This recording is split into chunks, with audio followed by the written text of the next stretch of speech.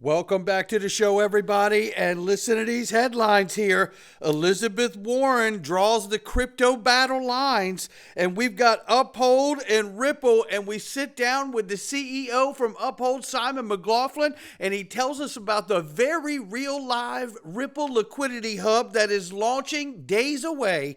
Come on in. We got that and so much more. Somebody roll that beautiful intro.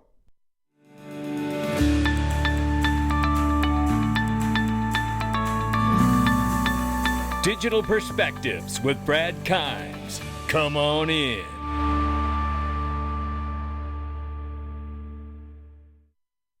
Welcome back to the show. You can follow us on YouTube and Twitter for exclusive content. Right now, it's $1.48 trillion market cap for crypto, and the market is up 2.7% right now. We'll take it in the last 24 hours. You know what?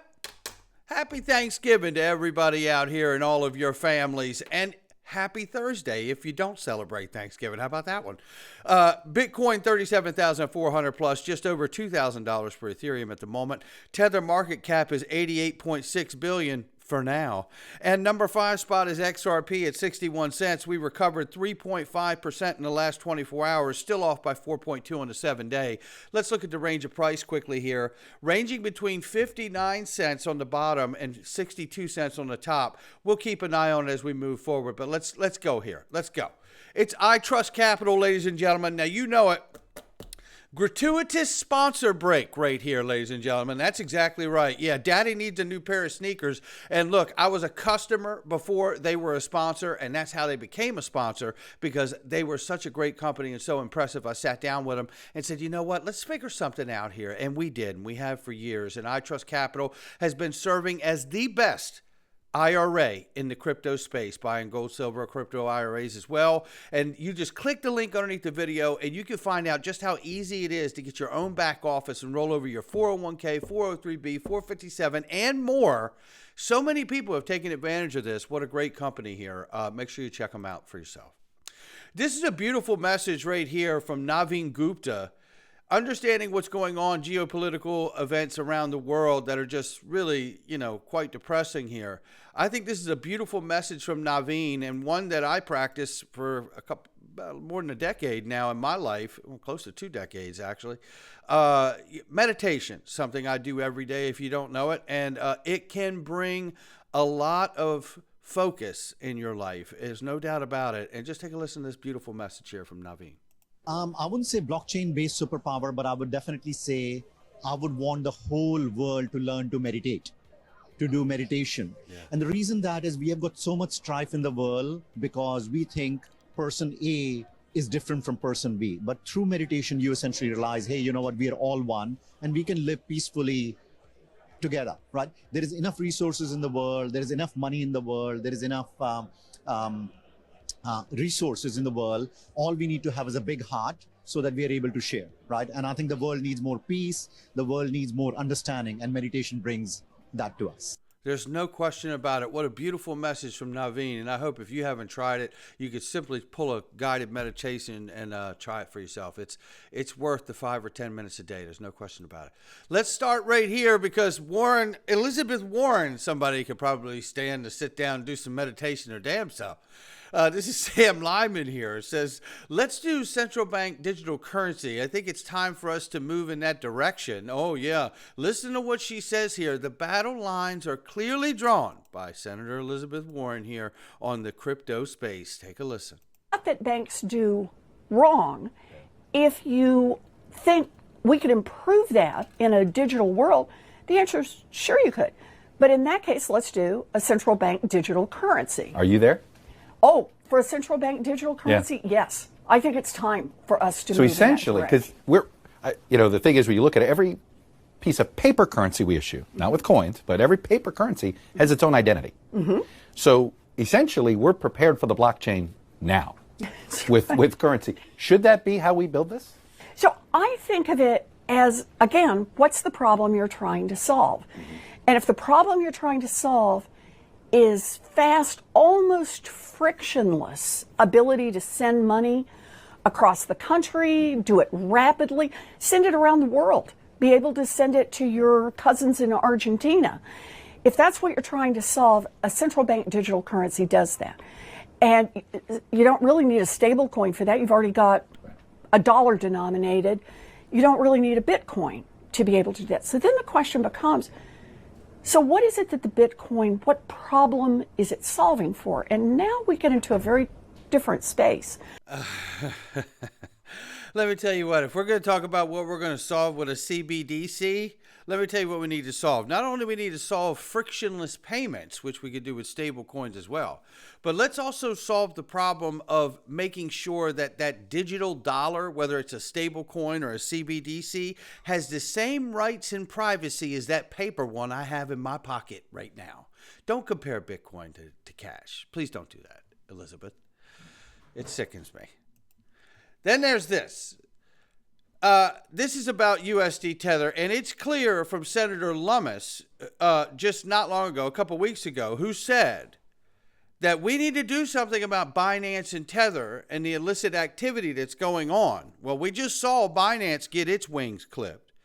We know that CZ's had to step down. There's charges against him. There's going to be $4.3 billion in penalties paid, whatever have you.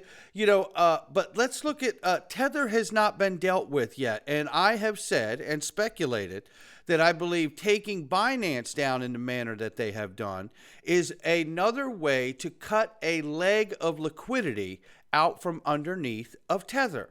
Let's take a look at this. Not Tiger Global says, if we're all being honest with ourselves, the DOJ treated Binance like a large traditional financial institution. They acknowledged crypto contagion if they rugged the company today, and they didn't do that because that's the way that it was handled. It says, I don't believe that the United States government wants crypto to fail, but they do want to control the critical infrastructure. Absolutely true. Bitfinex here says the most balanced approach is criminal charges for Tether and Tether executives, along with massive fines against Tether and Tether's executives, like what we've seen with Binance. The actual Tether network on blockchain can't ever come into compliance without making Tether completely pointless. So we'd likely see an orderly wind down of the operations. Tether would need to KYC AML every single solitary transaction, not just their so-called customers. This is a fantastic point being made here. No more Tethers out of thin air on the weekend to goose the markets and then backed some point later after triggering liquidations. That is a very, very smart overview as far as I'm concerned here. Tether is definitely next on the hit list. Make no mistake about it. And as Yassin Mubarak has said here, the battle lines are becoming clear. Yes, the crypto battle lines have been drawn by Elizabeth Warren and have been for some time. Watch out, ladies and gentlemen. This crypto winter's not over until we understand where Tether falls. Then there's this. Susan Friedman in front of the British Parliament. The conversation about high energy consumption of Bitcoin comes up, and Susan Friedman has to explain to them that XRP is nothing like it. It is inherently green. Take a listen. Environmental impacts of the crypto industry more widely. My understanding is that the energy requirements of proof of work verification for Bitcoin blockchain is so vast that Bitcoin now consumes more power than several developed countries. And I was wondering, perhaps Daniel, first of all, I'll go across the panel.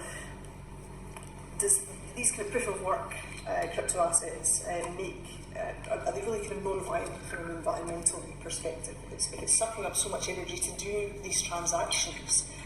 Is that really our price worth paying?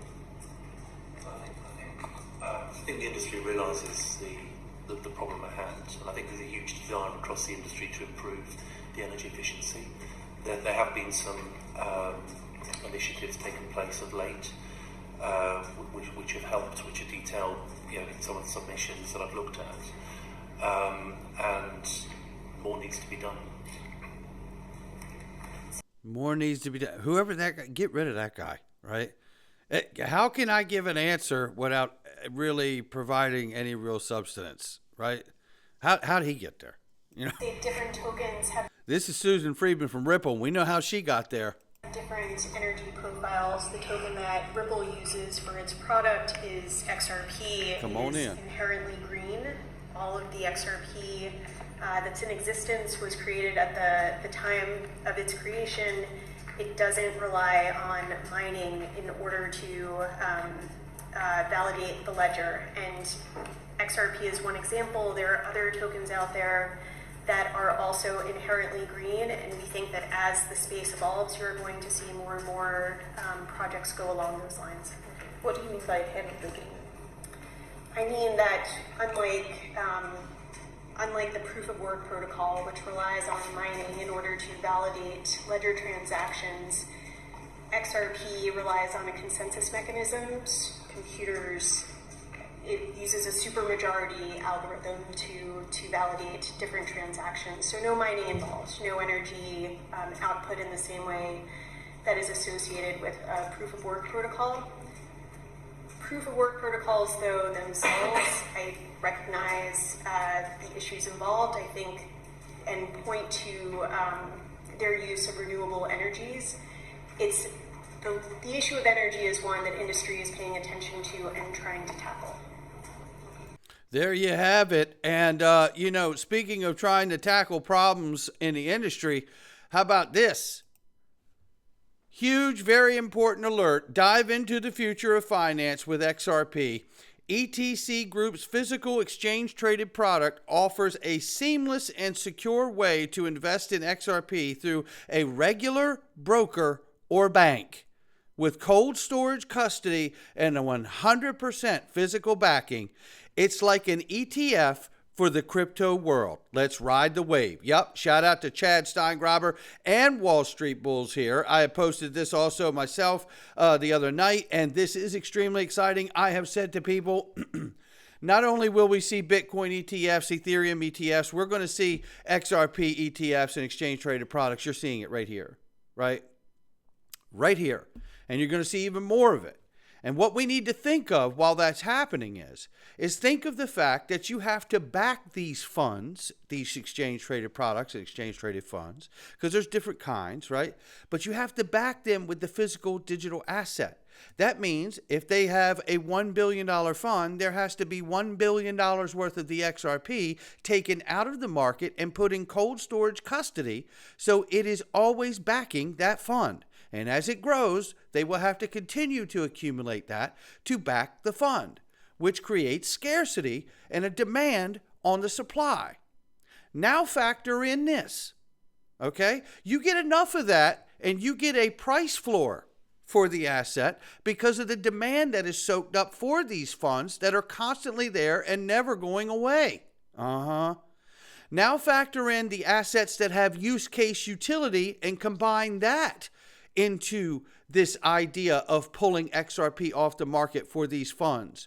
Now create the demand for payments. Well, we're about to see that. I had a chance to sit down with the one and only CEO of Uphold, Simon McLaughlin, for an incredible conversation. I always love talking to this guy. He's got such a great energy. And we talk about the real live Ripple liquidity hub that is going to launch in just days away and projecting around $5 billion a year to start. All of that while we're watching these exchange-traded products and funds be launched that are soaking the asset up off the market and draining the exchanges over time. Don't believe it. It's still true. Take a listen. All right, so we're here with Simon McLaughlin. He's the CEO of Uphold, and we are excited not only to talk about the Uphold Vault, which is coming very soon, but we're also excited to talk about the new partnership that Uphold has with Ripple. Tell us a little overview about that very quickly, Simon. Sure. As you know, Ripple Payments provides a solution for international companies to move money cross-border. They do so using XRP. We are becoming a node in their network of liquidity providers. And our function in the network is a large company using Ripple Payments will open an account on Uphold. It will be pre-funded with XRP. By Ripple, and then our role will be to convert the crypto into fiat and to pay out to banks. And obviously that leg is a regulated activity. We'll be operating UK, Europe, UK, US, Europe, US. Those are the corridors that we initially open in. We're very excited because next year we open into Brazil as well. And, as you probably know, Brad, I mean, moving money across border is not just difficult for people, expensive, slow, and error prone.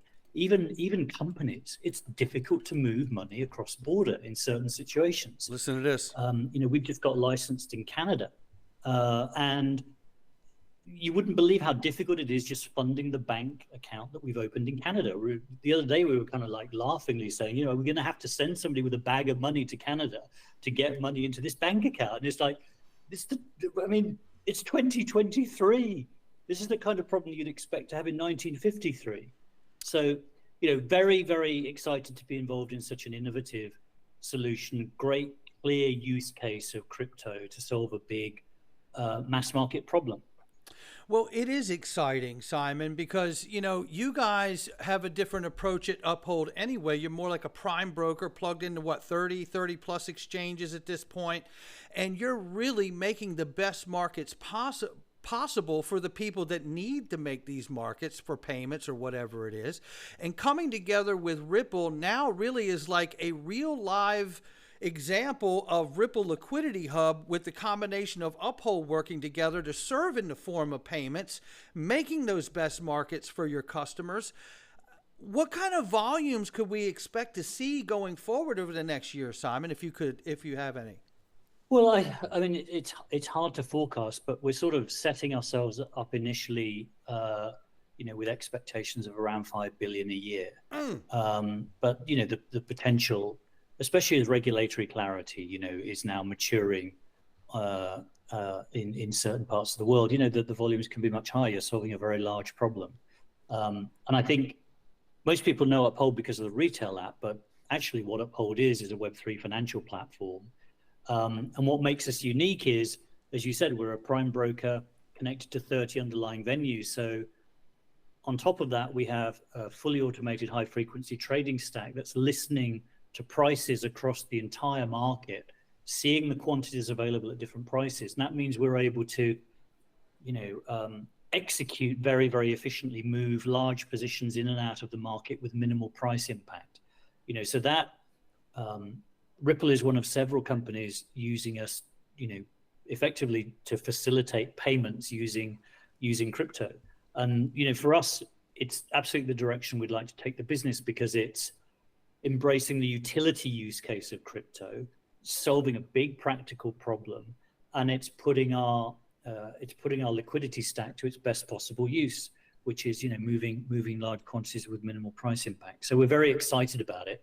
And the beauty about payments is people pay for stuff every day, so it's recurring and it's a dependent form of income. Well, to speak to your point about this, about moving into use case utility, and hopefully at some point that becoming the real price driver for the assets in this market that do serve a use case utility like Ripple, the company, or XRP, the digital asset for payments. And look, and as an Uphold shareholder, I'm extremely excited to hear about this idea of building the ability to serve payments on the back end. So you're not riding the speculative wave of the market up and down on the retail side. The deeper part of Uphold's market, I can clearly see is going to grow into the serving the payment side of the market. So this is extremely exciting for every single party involved, whether it's you, Ripple, or XRP, the digital asset for settlement of payments cross-border wise. And hopefully someday soon, we won't have to put that guy on that plane to Canada with that big bag of money. Hopefully not. No, absolutely. Simon McLaughlin, thank you for stopping by. Great to see you, Brad. You too. Okay. A great conversation with Simon and super excited. And again, just to go back to the combo, as payments are going to ramp up and the demand to solve problems for payments, we have these kinds of products being launched that will create a demand to put it in cold storage to back the funds with the physical assets themselves. This is extremely exciting, almost as exciting as this. Ladies and gentlemen, I'm telling you right now, you need to join us in the Freedom Zone. We are on a mission Have you ever heard of the 6 degrees of separation to Kevin Bacon? Well, it's kind of like a game that basically everybody in the world is basically 6 steps or 6 people away from meeting someone they've always wanted to meet. So, me and Digital Asset Investor have set down a little fun game for all of us in our groups, and we are on a mission. That's right, a mission to see if we can meet Snoop Dogg himself. But you've got to be in this group. We both love Snoop Dogg. I've always admired him as a person and an artist, no doubt about it. And I can tell you, we've already had the first degree of a connection take place, and we're excited to move forward. And all of us involved here are working towards having a night that we can hang out with Snoop Dogg himself. And how amazing would that be? Follow us on this adventure. Help us get there. Click the link. Join the Freedom Zone. It costs almost nothing to be inside of this thing, and we're having a blast. And it's all censorship free. No question about it. We hope to see you inside. Not financial advice from me or anyone else. Wishing all of you a happy Thanksgiving everywhere. We'll catch all of you on the next one.